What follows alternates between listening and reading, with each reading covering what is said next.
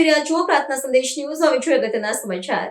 ઉત્તરાયણ પર્વને લઈને નડિયાદ શહેરમાં ખાસ ઉત્સાહ અને ચહલ-પહલ જોવા મળી.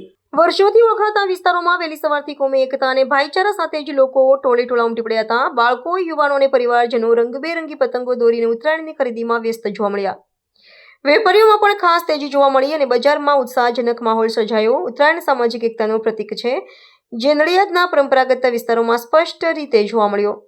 શહેરના નાગરિકોએ આનંદ, ઉત્સાહ અને પરંપરાની ભાવના સાથે ખરીદી કરતા જોવા મળ્યા. રિપોર્ટર સાજિદ હુસૈન મલેક.